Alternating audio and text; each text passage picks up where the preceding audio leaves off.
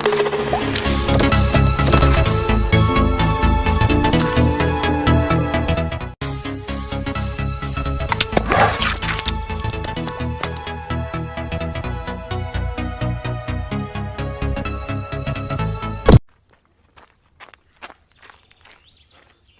there. Hi. Nice day, huh? Yeah, finally, right? Where are you from? Your English is perfect. San Diego. We speak English there. Oh, no. Where are you from? Well, I was born in Orange County, but I never actually lived there. I mean before that. Before I was born. Yeah, like, where are your people from? Well, my great-grandma was from Seoul. Korean. I knew it. I was like, she's either Japanese or Korean. But I was leaning more towards Korean. Amazing. Hamshasina. There's a really good teriyaki barbecue place near my apartment. So I actually really like kimchi. Cool. What about you? Where are you from? San Francisco. But where are you from? Oh, I'm just American. Really? You're Native American? No, just regular American. Oh, well, I guess my grandparents are from England. Oh, well. Hello, Governor! What's all this then? Top of the morning to you. Let's get a small tea. Double, toil and trouble. Mind the gap! Beware, Jack the Ripper! Bloody hell! Pip pip! Cheerio! I think your people's fish and chips are amazing. You're weird. Really? I'm weird? Must be a Korean thing.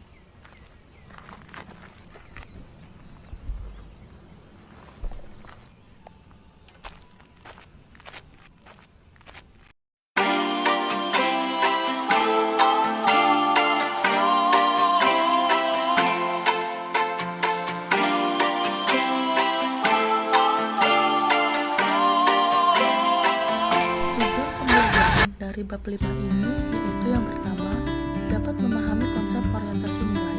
Kedua, telah memperoleh wawasan tentang 7 dimensi propreneurs. Ketiga, telah menjelajahi beberapa dilema budaya dalam bisnis. Keempat, telah belajar bagaimana perbedaan budaya dapat dinamakan. Dan yang terakhir, telah memperoleh wawasan awal tentang teori.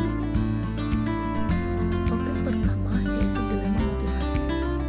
Dilema motivasi mungkin muncul ketika seorang manajer mencari strategi yang tepat untuk memotivasi orang dengan kebutuhan dan nilai yang berbeda. Sebagai Tots et al. Menekankan, keberhasilan atau kegagalan motivasi tidak terletak pada teknik itu sendiri, tetapi ada kemampuan manajemen untuk menyesuaikan kebutuhan orang dengan insentif yang sesuai. Selanjutnya ada teori motivasi melalui perspektif manusia versus budaya. Yang pertama itu kebutuhan manusia. Todis dan kawan-kawan mengklasifikasikan kebutuhan orang menurut 4 perspektif motivasi, dibagi dalam 4 pandangan. Yang pertama ada pandangan sosiologis, kedua pandangan biologis, ketiga pandangan psikoanalitik, dan yang terakhir ada pandangan behavioralis. Yang kedua ada nilai-nilai budaya. Adler dengan Gundersen berpendapat bahwa teori motivasi yang berasal dari Amerika Serikat lebih merupakan cerminan nilai-nilai Amerika daripada deskripsi universal tentang motivasi. Dapat secara singkat digambarkan sebagai salah satu yang melibatkan satu faktor intrinsik dan yang kedua faktor. Selanjutnya, konsep yang satu orientasi nilai dan dimensi. Pendekatan orientasi nilai menurut Block dan Stromberg mendefinisikan orientasi nilai sebagai prinsip-prinsip kompleks yang merupakan hasil interaksi antara 3 elemen, yaitu kognitif, afektif, dan direktif. Unsur terakhir ini menjadi perhatian khusus karena ia mengatur dan menjalankan pikiran dan tindakan manusia yang terkait dengan solusi dari masalah manusia biasa. Klug dan Stolberg merumuskan 3 asumsi. 1. Ada jumlah masalah umum manusia yang terbatas yang harus dicari solusinya oleh semua orang. Ini membentuk sifat orientasi nilai yang pada dasarnya universal. Kedua, ada banyak cara untuk memecahkan masalah. Ketiga, masyarakat memiliki preferensi berbeda dalam memilih solusi. Asumsi ini memungkinkan mereka untuk menentukan 5 masalah yang umum terjadi pada sebuah kelompok manusia. Kluckhohn dan Stolberg mengilustrasikan definisi mereka dengan contoh. Banyak di antaranya terkait dengan budaya yang berlaku di Amerika Serikat pada waktu itu. Orientasi kodrat manusia. Kebaikan atau keburukan kodrat manusia. Lalu ada orientasi manusia alam, harmoni dengan alam dan penguasaan atas alam. Selanjutnya ada orientasi waktu, masa lalu, sekarang, dan masa depan. Selanjutnya ada orientasi aktivitas, dan yang terakhir ada orientasi relasional, yaitu hubungan manusia dengan manusia lain. Selanjutnya ada 7 dimensi Trompernas. Pada tabel 5.1, hubungan dengan orang lain. Yang pertama universal dan partikaris. Sosial melawan kewajiban pribadi, terlepas dari situasi dan situasi. Partikulat adalah keadaan dan hubungan pertimbangan yang lebih penting daripada pengampunan dosa. Contohnya dalam bisnis itu perang kontrak. Yang kedua ada individualisme melawan kolektivisme. Itu personal versus grup. Individualisme itu kesejahteraan pribadi dan pemenuhan. Kalau kolektivisme, kepedulian sosial dan altruisme. Contohnya dalam bisnis itu tujuan negosiasi dan pengambilan keputusan. Selanjutnya yang ketiga itu hubungan netral melawan afektif. Dimensi ini menyangkut konteks dan cara budaya yang memilih untuk mengekspresikan orientasi emosional dalam hubungan emosi. Yang keempat ada spesifik versus hubungan diffuse. Spesifik karyawan perusahaan disewa secara kontrak untuk menjadi bagian dari sistem yang kontak melawan kontrak.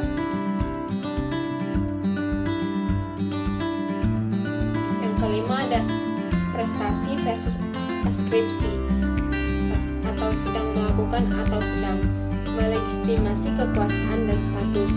Dalam budaya prestasi berorientasi, orang bisnis dievaluasi oleh seberapa baik mereka melakukan fungsi yang dialokasikan.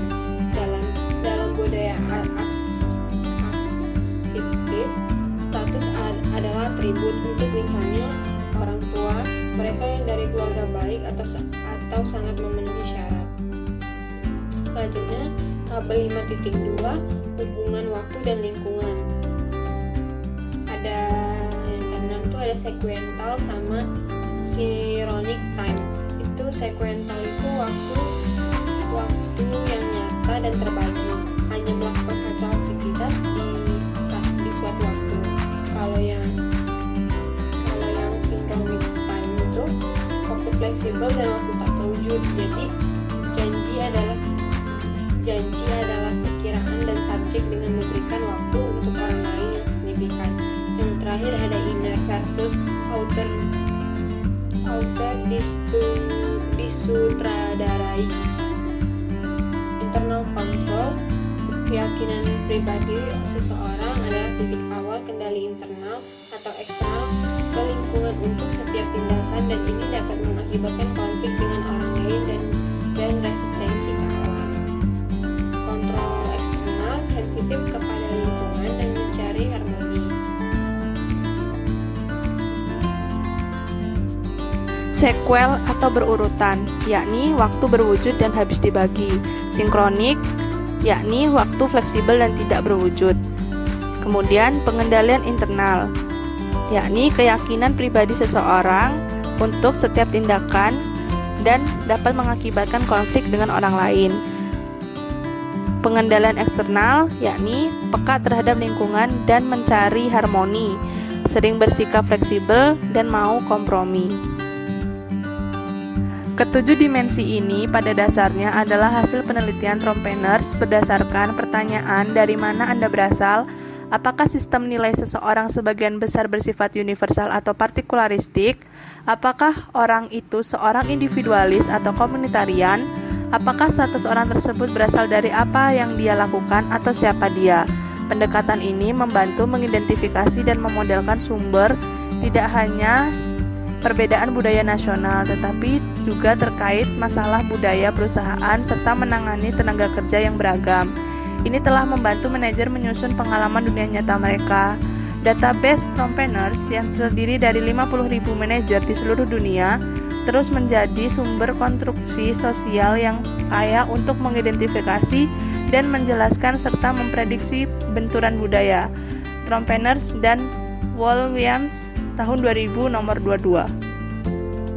Dimensi Trompeners versus dimensi Hofstede. Von Trompeners rekan senegaranya Grit Hofstede, tetapi dengan seorang ibu berkebangsaan Prancis dalam beberapa kesempatan mengakui hutangnya kepada Hofstede. Ketujuh dimensi yang telah dikembangkan pada pandangan pertama terlihat seolah-olah mereka lebih sama. Namun, seperti yang ditunjukkan oleh konsep ini, sifat dari dimensi ini berbeda dan mencerminkan perbedaan yang tidak dapat disatukan dalam pendekatan antara kedua pendukung Belanda ini. Ini sangat jelas dari tanggapan yang diberikan Trompeners dan rekan penulis Charles Hamden Turner tahun 1997 terhadap tinjauan yang dibuat oleh Hofstede tahun 1996 tentang model perbedaan budaya nasional Trompeners.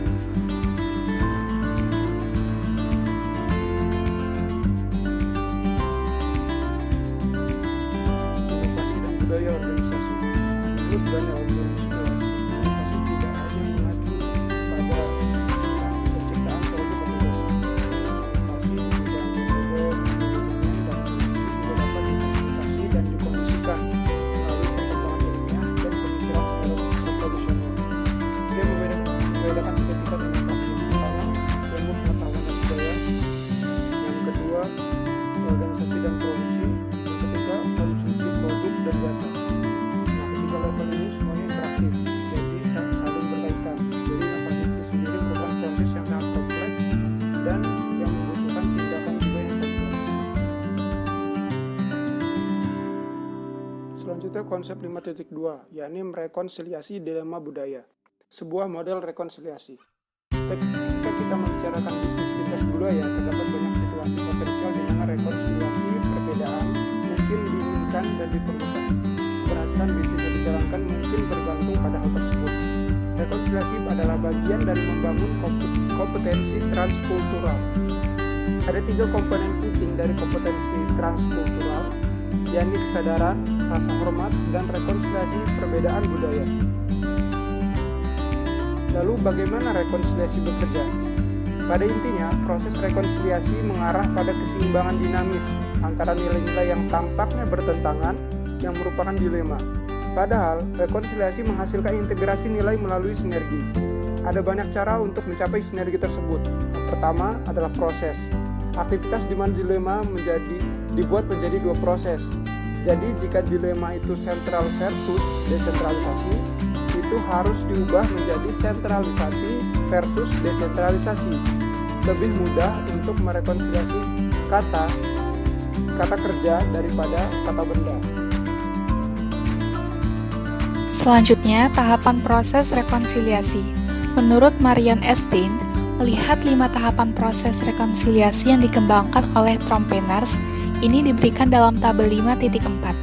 serta metode yang dia usulkan untuk berpindah dari satu tahap ke tahap berikutnya. Tahap wajib pertama melibatkan pihak terkait yang menunjukkan komitmennya untuk mengembangkan hubungan.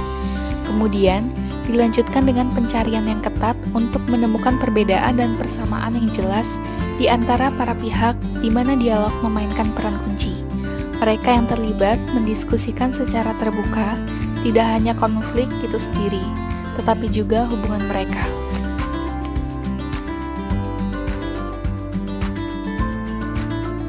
Dalam tabel 5.4 dijelaskan mengenai kerangka kerja untuk rekonsiliasi konflik antara budaya.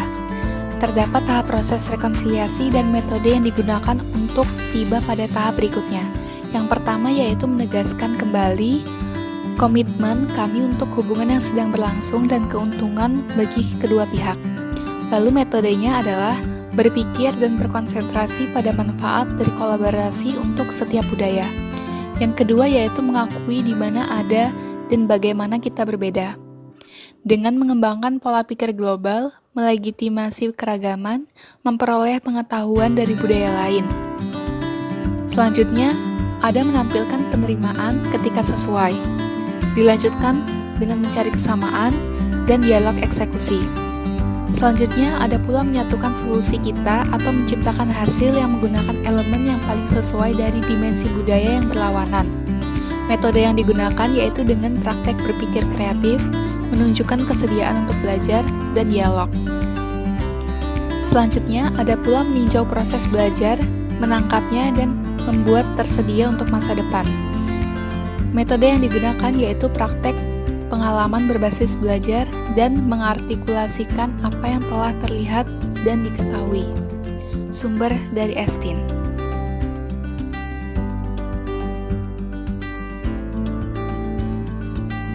Kesimpulannya adalah, bab ini telah menguraikan dimensi budaya yang dirancang oleh Trompenaars. Ini memungkinkan budaya diklasifikasikan menurut nilai-nilai tertentu, seperti yang diekspresikan dalam cara mereka menghadapi dilema. Dimensi-dimensi ini mencerminkan konsep orientasi nilai yang dikemukakan oleh Kluckhohn dan Stroudbeck, karena mereka memperhitungkan hubungan dengan orang lain, dengan alam, dan dengan lingkungan. Manajer lintas budaya harus menghadapi dilema. Dilema bersifat universal, tetapi cara penyelesaiannya ditentukan secara budaya. Bab 5 memberikan contoh untuk mendemonstrasikan poin ini, serta cara untuk menyelesaikannya melalui prinsip rekonsiliasi. Pendekatan dilema melalui rekonsiliasi tetap merupakan pendekatan yang menarik, terutama karena memperhatikan dinamika budaya, yaitu interaksi antar lawan bicara. Daripada dimensinya sendiri, model rekonsiliasilah yang membedakan karya Trompenaars dan Hamden Turner dari karya Hofstede.